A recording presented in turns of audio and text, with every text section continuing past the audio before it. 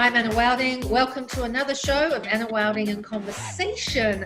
And today my guest is Larisa Miller. I'm going to tell you all about Larisa in a minute. It's quite incredible. For those who don't know me, I am an award-winning filmmaker. I founded a charity a while ago. I have a touring exhibition that was cancelled because of COVID. Yes, we've all been affected. And I came out with this beautiful book on the Obamas and many, many other things. My guest today is very special, and I'm so thankful that we've managed to connect in her busy schedule. Her name is Larisa Miller. She has worked for the royal family of Dubai. She has worked for the former Pennsylvania Governor Tom Ridge. She has been named one of the top most influential people in business in the United States, of course, from the top most influential woman as well. And the accolades just keep piling up on this woman, Larisa Miller, who has worked all over the world. And Larisa, thank you so much for being on the show. It's my pleasure, Anna. Thank you for having me. Let's talk about some of the differences that you've encountered working in the Northern Africa and the African region and the Middle Eastern region. No, it was wonderful. It was an honor to work in the UAE. The UAE is one of the most progressive and forward-thinking countries in the world, always looking to be about 20 years ahead of everyone else with their innovation strategies, and they prioritize sustainability. They have amazing opportunities for women and their views on equality for women. Women in business, a good percentage, I would say probably about 35% of the cabinet is made up of women in the UAE. The majority of college graduates are women in the UAE, and mostly in STEM. And really there was phenomenal opportunity. I was never treated any different in the UAE than I would be anywhere else. I never had to behave in any unusual way. And I really have a great admiration for the UAE and their commitment. I mean, you have a country that is 10 times smaller than the state of Texas, and their impact on the world, both as far as humanitarian projects, as well as innovative research and development in technology moving forward, their commitment to global food security, their commitment to renewable energy. It really places them in the lead position amongst countries that are much bigger than the UAE. And so, just talking about women in that region as opposed to sort of directly Saudi Arabia, we're talking about Abu Dhabi and Dubai. Is there a market? This obviously sounds like there's quite a difference between how women are regarded and treated in those different regions. Well, I can't speak for Saudi so much. I mean, an American woman, I haven't gone to Saudi, Right. but the atmosphere in Saudi, while it's becoming more progressive, is still much more traditional. Right. And in the UAE, that's not the case so much. Women are regarded as a very important part of the building of a strong global economy. And they recognize that the perspective of women is decidedly different than what men have. So men are typically, and these are gross generalizations, but they generally apply to the genders. Men are very linear in their thinking and very methodical, and they follow one track at a time, whereas a woman's brain is a giant ball of string or wire, and it's electrified, and we tend to go in many different directions at one time. And we are much more emotional beings as well. And when you combine the thought processes of men and the thought processes of women, you can really come out with some extraordinary innovations and solutions. And the UAE recognizes that and places great value on that. Right, which is utterly amazing. Now, you're also ambassador for the State of the African Diaspora, which is basically an individual state that is set up comprising and to represent all of the African countries in the continent. I was reading more about the history of Nigeria, and there at one point they actually had a kingdom that was run by queens. It was all run by queens. So we're talking about a culture, and at least in terms of Nigeria, that has had very strong kingdoms of women, but still there seems to be, in many instances in Africa, in some countries, I still get the feeling, or when I have liaised and done work there, that women are not quite as advanced in the eyes of men yet. What would you say? No, and I agree. And I think there's various reasons for that. One is tribal cultural, where many of the tribes still subscribe to the mandates of past, where men are the hunter-gatherers, breadwinners, and women are the ones that bear children and keep the household. And you have a continent that is what I love to say is the landmass that will save the world, as we have urban sprawled ourselves out of our global food security, and Africa has all of the resources that mankind needs to survive, to include the human assets. But they've never had the financial resources to be able to grow at the accelerated rate that the more complex nations of the world have done. And so with that in mind, they've not had the exposure to a society that really makes education and employment and regards the views of women equally in the building of, you know, your executive branch and your legislative branch. And I think that's now fundamentally starting to change as Africa sees that they do have the elements that can make them a global player. They just have to build themselves and do it rapidly. So whereas the United States has gone through centuries and within those centuries, decades of growth that have led us from where we were at the founding to where we are today, Africa is going to have to do that in a much more condensed time. So when Africa looks at developing transportation, for instance, and let's take railway for an example, they're not going to be able to start with the trains that we had back in the turn of the century, the 18th to 19th, the 19th to the 20th century. They're going to have to immediately start with the Hyperloop. Yeah, high speed or the Hyperloop. So everything is going to have to be much more accelerated. And along with that, as we build those opportunities and we start training the human assets for that, they're going to fundamentally have to recognize the value of women and the important role that women will play in the development of the continent. So while 20 years ago it was still a very traditional continent and roles were still very transcribed, you have now a continent that is recognizing that they have to accelerate rapidly and that women will play an important role. And I think in the next 10 years, you will see that women will begin stepping out of those traditional roles and into more professional roles, more authoritative roles. And as the continent grows and as the finances in Africa grow, I think you're really going to see a shift in the mindset of the importance of women. I've been really impressed with some of the young people I've been dealing with there in their 20s who are coming through now, very eager to get their land onto a progressive, positive map full of diversity and equality. Obviously, huge growth in STEM. They have a country to build, rebuild, build on.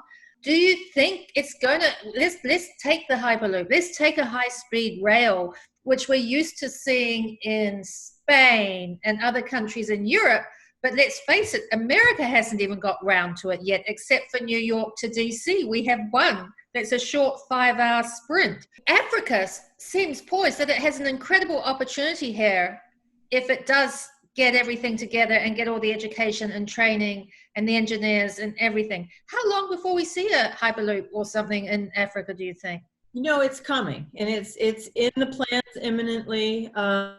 Several nations are looking at it, and they're recognizing that the city, the country, and the capital city that adopts these advanced technologies will essentially set themselves up well to be the nucleus of technology, the nucleus of commerce, the nucleus of education.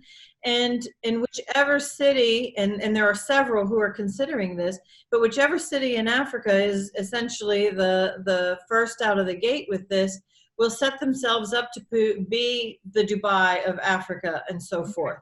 Yeah. And that creates great economic value for that country. So in many ways it is a race, but all of the stars have to align within those nations, where they have to recognize that, now we have to respect and play nicely with our neighbors, because we're all going to depend on one another for fair and equitable trade and commerce. They're beginning to recognize that platforms of anti-corruption are going to be mandatory in the African nations that will step ahead as the vanguards of the future on the continent. And it's a shift, because while you have the older generations that still very much do business in Africa the way it's been done for generations, you have the new people who are exposed to the accelerant that has really propelled the complex nations of the world into their positioning. And they can see that in order to do that, you have to bring in education, you have to have industry, you have to have commerce, you have to have strong ports. When you look at the continent and recognize that technology is going to be the nucleus of the future, it's going to be the nations that set themselves up well for the future of technology. Data centers. Well, data centers are also huge consumers of energy. So that means you're going to have a way to be able to generate power on a continent that is still suffering with large-scale energy poverty. And famine and water issues, it's everything. And that's why when Africa fundamentally puts together a plan for development, it's going to have to be rapid, it's going to have to be able to accelerate and scale, and it's going to have to be done right now. And in terms of accelerating and scale, let's look at the other issues that are in Africa, which is famine and electricity shortages and great poverty still in some areas. How can those areas be accelerated? Do you think the Africans will pay attention to that and actually bring people with them, rather than what happened in India, where people have been left behind en masse? Yes. I think that, no, I don't think. I know that Africa sees that, in order to be able to develop, first of all, they have to make all of their citizens stakeholders of the country. And in order to do that, it's going to take funding allocations, because you can't have a nation that is going to develop and be competitive with nations like the United States and China and Germany if you have an uneducated pool of human assets. You will wind up being hostage to the countries with big investment money who want to come in and take over your projects. And by the way, they bring their own labor at the same time. And so it all starts with bank and everything. Yeah. Yeah, it all starts with education. And Africa cannot do a traditional educational model like we have in the United States. Brick and mortar schools aren't feasible in Africa, because you have children that have to walk 2 hours to be able to get to a physical school. And that's not going to happen 5 days a week. And you have the fact that education, a traditional education, isn't going to give value to a lot of Africans, because they have to be able to step into some sort of a trained vocation. So that means that we're going to have to look at opportunities for apprenticeship, where you can train an electrician and you can train someone to take care of the solar panels in a town, and you can train someone to be a plumber and have them step into a position where they can be a master carpenter, and use mentorship and apprenticeship as your way to get there, rather than trying to take Africa down a traditional role that the Western nations have followed. Right, which is not always working. So let's talk about America. We are in another major civil rights moment. It's much needed too. I was just going to say it's much needed. You took the words right out of my mouth. And we're in a situation where Africa, who usually looks to us for help and support, is saying, we want to help and support you, because we see what's happening to our diaspora. We see what's happening to our Africans in America now. And so America has this huge coming to Jesus moment, and I use that, probably it's a bit of a pun with the current administration. We're in the middle of a crisis, and one thing I notice when I deal with Africa is how heart-centric they still are.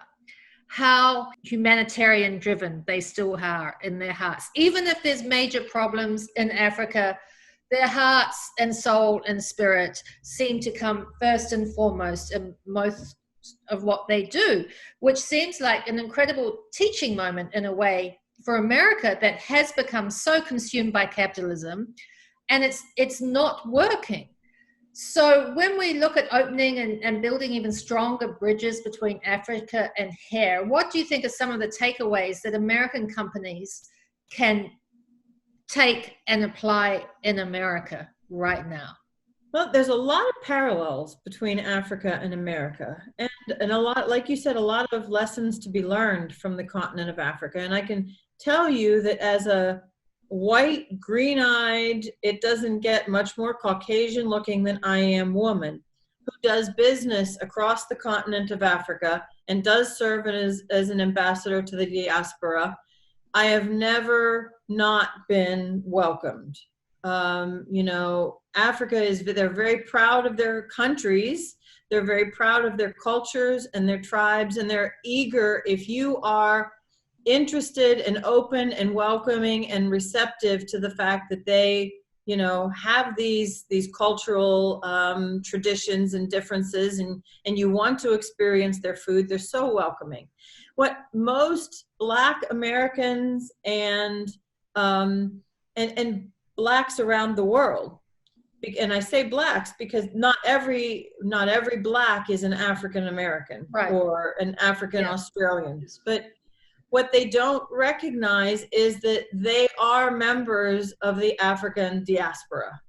So the state of the African diaspora, while it fundamentally looks at all of the nations in Africa and the citizens who have been displaced or have relocated, that also includes, you know, Africans that are in South America and Africans that are in the United States of America and around the world.